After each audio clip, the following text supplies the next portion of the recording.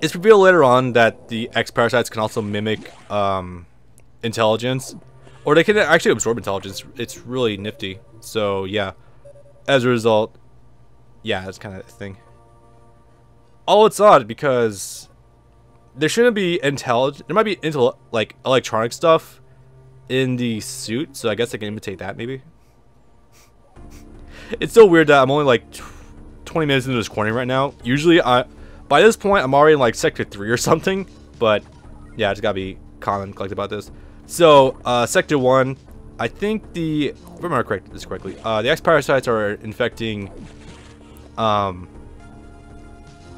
what the fuck was it? Ventilation system, I think, something like that, or air purifiers. That was it. Yeah, level 1. These guys are pretty fucking easy.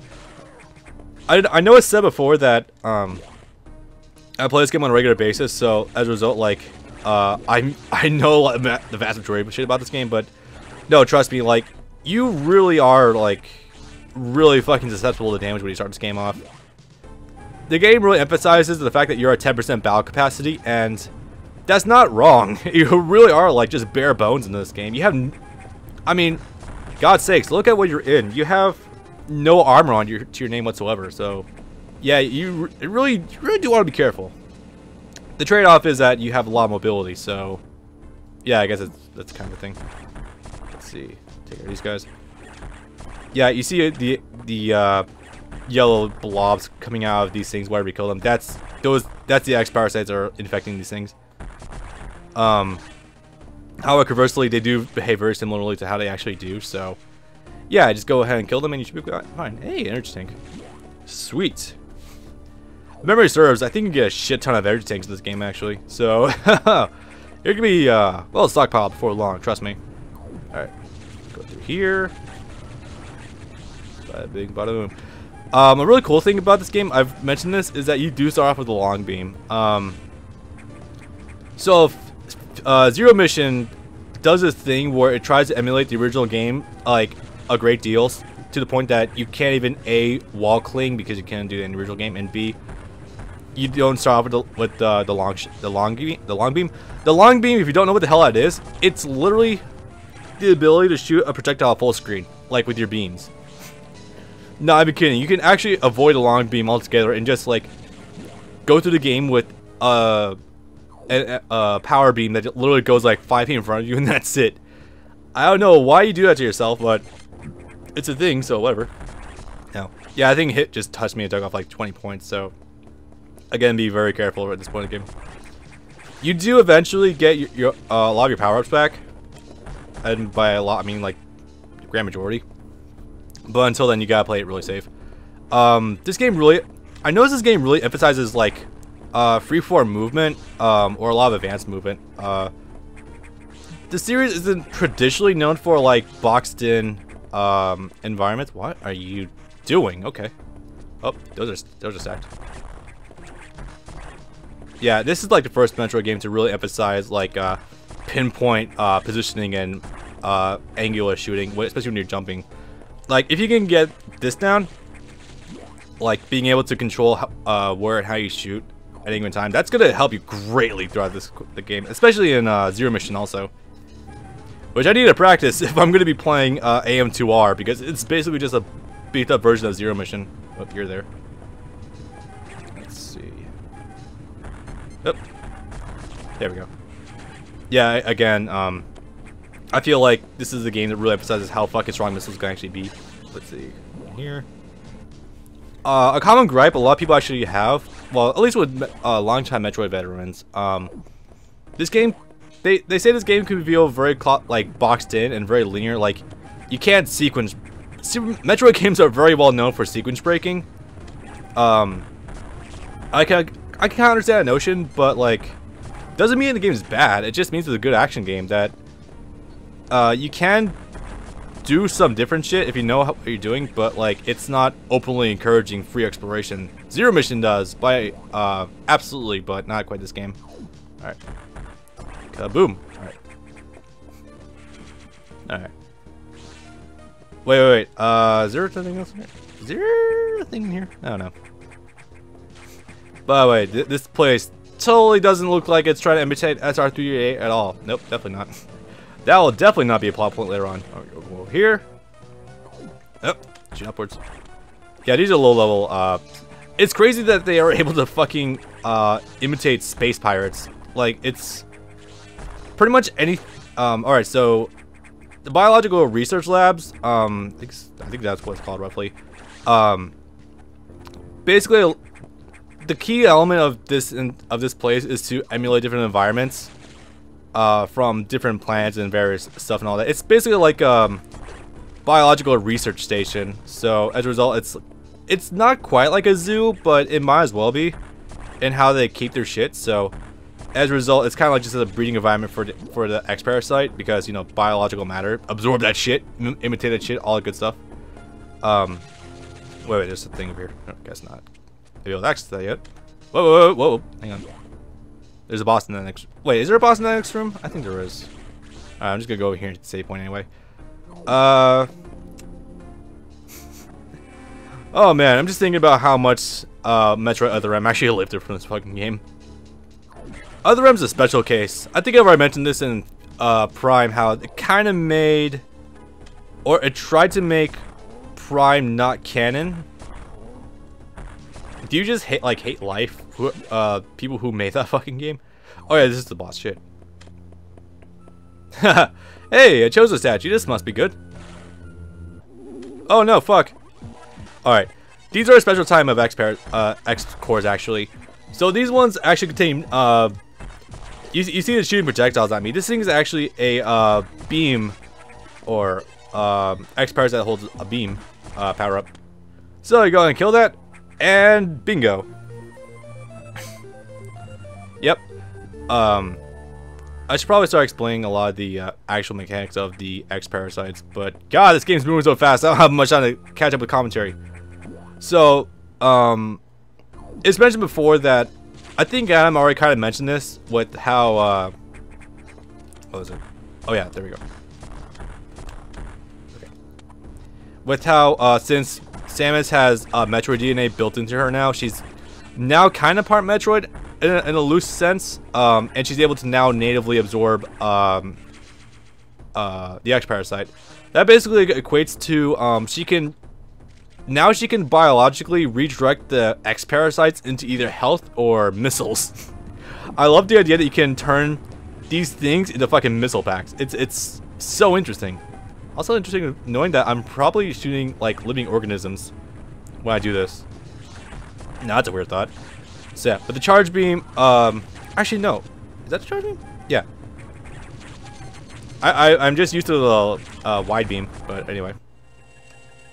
I think the wide beam was originally called the Spacer beam oh, you can do this. Hell yeah. In Super Metroid. It's been a long time since I actually did a full playthrough of Super Metroid. I need to get back on that shit, but I'm just never been a fan playing that game with a fucking GameCube controller, so I don't know, I might have to set up emulation for that too. Ooh, hello. Oh. That finicky shit. Alright. I actually forgot this was back here. I know I haven't shown off Super Metroid, but fucking wall jumping or wall bouncing, I think it's called wall jumping. It's been kind of good in this game a little bit, where you can't. You'll see this more for me in Zero Mission, but you can't like infinitely climb one vertical wall with the wall jump. You have to do it between two different walls now. And that might sound like a pain in the ass, and it kind of is, but I mean, this game again isn't meant for like open exploration. It's more built for close-in action, which is very cool. But let's see, where is fuck? Hang on, I'm just trying to think about this. Fuck. Okay. It's wall jumping is still very good for getting out of tight situations. Before you get the space jump later on, this is very handy for actually evading a lot of enemies if you need to like build distance or like get extra. Like for example, like right here, I could do like a wall jump right there to like shave off a few seconds or something like that. It's an ability you want to keep in mind, and it's also like one of the more advanced abilities you want to like always like think about. Oh hey, wait, hang on a sec. It's siphoning my energy, and it's got a nucleus. And a membrane. This thing is definitely not a Metroid in concept. No. I say as I'm literally gonna get to the plot twist in like probably 2 hours, but okay. Also, there's a fun fact about this game. About this recording, I'm probably gonna be able to beat this entire game in one fucking sitting because I said before I'm used to marathoning this game, or at least like being in under 2 hours. Oh yeah, the tropical sector. I think TRO stands for tropical. I don't know, something like that. Here, Sour Tour doing shit over there. Yep, yeah. Bada bing, bada boom. By the way, fuck Sector 2. I hate that sector so much. Alright, go back up. I was just going somewhere with that fuck. I completely lost my train of thought because going over there. But yeah, no. That's where Samus says that that computer reminds her of Adam. Adam was your commanding officer in Other M, and this game is basically, Other M basically tries to be a legit prequel to Fusion, as well as being post-Super Metroid, but it's just, there's a lot of things wrong with Other M. I can get into it, but no thank you. Alright. I should grab some more of the Sprite over here. Take my advice, if you're ever doing recording sessions and you worry about your throat getting clogged up, Sprite's really good for clearing your throat out, so yeah, cool stuff. Oh yeah. It's an X imitating you. It's called it. I've named it the SAX. I used to call it SAW-X because words, but SAX I guess rolls off the tongue better.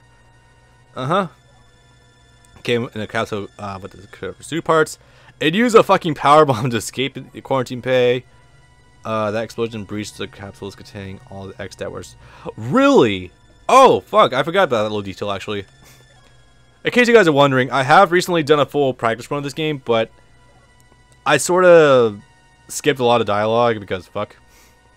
If you see this SAX, just run. Don't think about fighting. Yeah, that's very stage advice actually. Don't fucking fight the SAX if you had the choice. Because yeah, in the ice beam. Because remember the olden days when you would, or the traditional way of killing Metroids with freezing it and then pumping 5 missiles into it. That weakness sort of carries over to Samus, because, you know, part Metroid and everything. Or at least she's a lot more susceptible to cold. That she's not necessarily, like, super weak to it, but she will be frozen a lot more susceptibly. And Ice Beam, yeah, that suit is literally you fully powered up. The SAX is. So yeah, Plasma Beam, Wave Beam, missiles, Super missiles, Power Bomb, Screw Attack, Space Jump. It literally has all of those. So, yeah. The marketing of saying that your worst enemy is yourself actually does a really cool commercial for this. Conrad showed it to me. It's really neat. Oh, fuck. I don't know what this area is immediately trying to imitate, but, like, it's something. It's really cool, actually. I feel like every one of these areas would make a really nifty, like, sub-game. There you are. Yep, okay. These things aren't really enemies, but like they will hurt if you touch them. This is more like a thing later on when you get the Ice Beam. So yeah, also fuck Sector 2. I mentioned this before. It seems kind of small right now. Not too crazy, not too intricate. Look at the map. It's just like a couple rooms and that's it. Yeah, it gets kind of big. It gets a little bit on the big side. In fact, every time I play this fucking game, I always dread going through here because for some reason I never know exactly where to go. Or like, I never remember from prior playthroughs. By the way, yeah, you're gonna see me abusing the missiles a lot. It's just that much. It's convenient. Oh, fuck. I mean, really, you should just be using missiles because, like, there's so many X pairs that you can, that drop straight up missile expansions, or not missile expansions, but like missile ammo. Such a weird thing to say. Wait. Oh, can't go in here. Oh, by the way, also, I know I said before this game's kind of railroaded, but truthfully, the big puzzles are when you have to actually get into the, oh wait, no, I'm going the wrong way, shit. Is when you have to get into the security rooms to continue onwards. Because very frequently, a lot of these new areas you get to are locked. Or like, they have some sort of like security doors on them, and the only way to really progress is you have to be able to sneak your way into those security locks break them, and then you can continue with your quest. So yeah, it's kind of fun. Sector 2 isn't too horribly located. The trick is you have to get the required upgrade first, and then you can continue on the way. So like, come over here. It's getting dense. These things take 2 missiles. That's not too bad. Bet you can kill this thing with 1 charge shot. Yep. Yeah, I don't traditionally use the charge beam that much over missiles, but like sometimes it's kind of needed. Yeah. Also show you guys a cool trick after this involving the charge beam and the jump also. There we go. Blue doors unlocked. Security level 1 is good. Oh yeah, also a cool thing. As soon as I get out of here. Yeah, so Super Metroid was the first game to actually incorporate a fucking map system. And this game kind of bumps up the concept a little bit about if you're wondering about that sleep thing up there. It's like, it's when it was like the prototype of rest mode for a lot of like mobile games. Game Boy Advance is kind of like the innovator of that. Like you can set your Game Boy Advance to like a low power mode and it will keep like playing the game. So it's pretty cool. It's like rest mode for PS4. It's really neat. For those youngsters in my audience that have never had a Game Boy Advance, that's what we had to deal with back in the day. Until the PSP came around, you could literally just like turn the power off, but it'll keep exactly where you left off, and it won't drain your battery that much. It's great. All right, I can reach you. No. A cool thing about the X parasites is that they're sentient, like very sentient. So like if you leave one alone long enough, there's a good chance it might actually infect or like create another enemy somewhere. Like I'm just kind of, where's it gone? Huh? I didn't know you can off-screen them. Anyway, this room seems a little suspicious. I betcha there's something in here you can get. It seems like there should be something in here, but oh wait, no, I probably need morph ball bombs. Morph ball bombs are always the thing you want to do to expose hidden passageways.